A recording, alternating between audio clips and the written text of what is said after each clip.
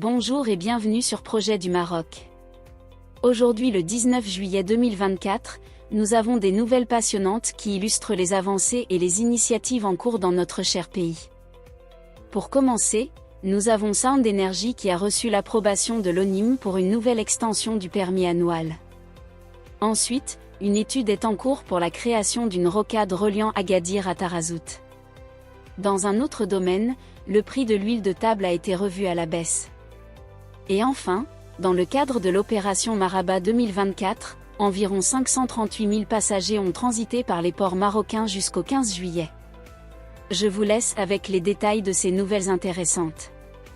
Gaz naturel, Sound Energy reçoit le feu vert de l'ONIM pour une nouvelle extension du permis annuel. Sound Energy, une société britannique spécialisée dans l'exploration gazière, vient d'obtenir une nouvelle extension du permis annuel, de la part de l'Office national des hydrocarbures et des mines, ONIM. Après une première prolongation de 18 mois en avril dernier, l'ONIM a approuvé une prolongation supplémentaire de 24 mois, en raison d'un cas de force majeure. Cette décision est en attente de l'approbation du ministère de la Transition énergétique et du Développement durable. Cette extension porte la période initiale du permis d'exploration d'annuel, à 7 ans et 4 mois, couvrant ainsi la période du 8 septembre 2017 au 7 janvier 2025. Les engagements du programme de travail modifié restent ceux annoncés le 30 avril 2024. La prolongation de la période initiale entraîne également une extension de la période complémentaire annuelle, passant à une durée totale de 11 ans, jusqu'au 7 septembre 2028. Sound Energy s'engage à respecter ses obligations pour cette période, notamment avec le forage du puits d'exploration, M5, annoncé le 9 août 2022. John Argent, vice-président des géosciences chez Sound Energy, a exprimé sa gratitude envers l'ONIM, et a souligné l'importance de cette extension pour le développement futur du projet. Il a déclaré que cette opportunité permettrait de découvrir une section de réservoir Taji plus épaisse dans le bassin de Tendrara, potentiellement riche en gaz naturel. Une rocade pour relier Agadir à Tarazout.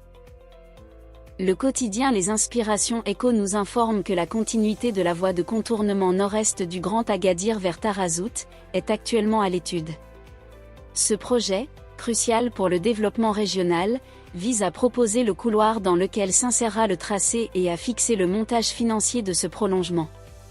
Le ministère de l'Équipement, via la Direction provinciale de l'équipement, du transport et de la logistique d'Agadir Idaoutanan, a lancé cette étude, qui s'inscrit dans le cadre du programme de développement régional, PDR, pour le mandat 2024 à 2027 du Conseil régional Souss-Massa. Cette initiative a été conditionnée par des études préalables, validées initialement en janvier 2019 et révisées en juillet de la même année. L'étude se déroule en deux volets, une étude préliminaire et une étude de définition, avec un délai d'exécution de 4 mois. L'objectif est de faciliter la prise de décision pour le maître d'ouvrage, grâce à des analyses et investigations approfondies. Étude préliminaire, elle doit proposer un couloir d'insertion du tracé de l'étude de définition, prenant en compte les objectifs hiérarchisés et les contraintes rencontrées, telles que la géotechnique, la géologie, la topographie et l'hydrologie. En plus de l'aspect technico-économique, cette analyse intégrera l'impact environnemental et l'aménagement du territoire. Étude de définition, réalisée sur des fonds topographiques, elle définira les conditions techniques et normatives du tracé et des ouvrages particuliers. Cela inclut la reconnaissance des sites spécifiques, les connexions au réseau, les analyses géologiques et géotechniques, la sismicité et la vulnérabilité des régions traversées, ainsi que l'affinement du fuseau retenu et les éventuelles variantes locales de passage. Ce projet promet d'améliorer considérablement la connectivité et la fonctionnalité des infrastructures dans la région, contribuant ainsi au développement socio-économique local. Le prix de l'huile de table revu à la baisse. Après une période prolongée de hausse, les consommateurs marocains bénéficient enfin d'une baisse significative des prix de l'huile de table. Selon l'Observateur du Maroc et d'Afrique, le prix de cette denrée essentielle est passé de 24 à 26 dirhams le litre, à environ 16 à 17 dirhams. Cette réduction de près de 30% est une véritable bouffée d'air frais, pour de nombreuses familles à travers le royaume. La raison principale de cette baisse est attribuée à la réduction des prix des matières premières importées. Grâce à cette diminution, les fabricants d'huile de table ont pu réduire leurs coûts de production, ce qui se traduit directement par des prix plus bas pour les consommateurs. L'indice FAO du prix des huiles végétales a également joué un rôle crucial dans cette évolution.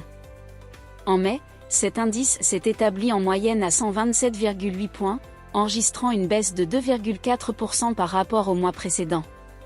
Bien que cet indice reste supérieur de 7,7% par rapport à l'année dernière, la tendance à la baisse est encourageante. Cette diminution de l'indice FAO s'explique principalement par une baisse des cours de l'huile de palme, malgré les variations des cours des huiles de soja, de colza et de tournesol, dues à la diminution saisonnière des disponibilités exportables, et à la probabilité d'un resserrement de l'offre pour la prochaine campagne, 2024 à 2025. Les prix internationaux de l'huile de palme ont fléchi pour le deuxième mois consécutif en mai, en raison d'une augmentation saisonnière des récoltes dans les principaux pays producteurs d'Asie du Sud-Est, combinée à une demande mondiale d'importation toujours faible. En revanche, le prix de l'huile de soja et de colza a légèrement augmenté, en raison de l'accroissement de la demande dans le secteur des agrocarburants, et de la diminution saisonnière des disponibilités exportables dans la région de la mer Noire. Pour le Maroc, qui dépend à 98% des importations pour ses besoins en matières premières pour la production d'huile de table, cette baisse est une véritable aubaine. L'Observateur du Maroc et d'Afrique souligne que les familles marocaines peuvent enfin souffler avec des prix se stabilisant entre 16 et 17 dirhams le litre. Maraba 2024, environ 538 000 passagers via les ports marocains jusqu'au 15 juillet. Le ministre des Transports et de la Logistique, Mohamed Abdel-Jalil, a annoncé récemment à la Chambre des conseillers que l'opération Maraba 2024 a déjà enregistré le passage d'environ 538 000 passagers via les ports marocains jusqu'au 15 juillet. Cela représente une augmentation de 4% par rapport à la même période de l'année précédente. Lors de sa présentation devant la Commission de l'Intérieur, des collectivités territoriales et des infrastructures de base, le ministre a souligné la mobilisation continue de son ministère pour garantir une arrivée optimale des membres de la communauté marocaine. Cette mobilisation implique une coordination renforcée, un échange d'informations fluide, et l'anticipation des défis, liés à la gestion des périodes de forte affluence. Comme chaque année, le Maroc accueille un grand nombre de membres de la diaspora marocaine. Pour répondre à cette demande croissante, le ministère des Transports a mis en place une offre de transport améliorée. Un total de 29 navires assure 535 voyages hebdomadaires entre les ports marocains et ceux d'Espagne, de France et d'Italie, avec une capacité totale de 487 000 passagers et 130 000 voitures par semaine. En ce qui concerne le transport aérien, 52 compagnies aériennes organisent 2060 vols réguliers par semaine, reliant le Maroc à 135 aéroports dans 52 pays. La Royal Air Maroc, RAM, a également intensifié ses efforts en offrant plus de 6,5 millions de sièges, répartis sur 90 destinations à travers 4 continents, dont la majorité des vols se dirigent vers l'Europe.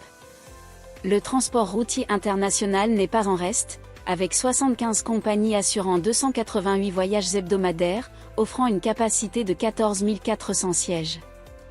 L'ONCF, de son côté, a renforcé son offre ferroviaire avec 48 trains par jour, entre Tanger et d'autres villes du royaume, ainsi que 38 trains reliant l'aéroport Mohamed V, avec une fréquence d'un train par heure. Merci d'avoir été avec nous. N'oubliez pas de vous abonner à Projet du Maroc pour ne rien manquer des dernières actualités économiques. Laissez-nous vos commentaires et suggestions, nous sommes toujours ravis de vous lire.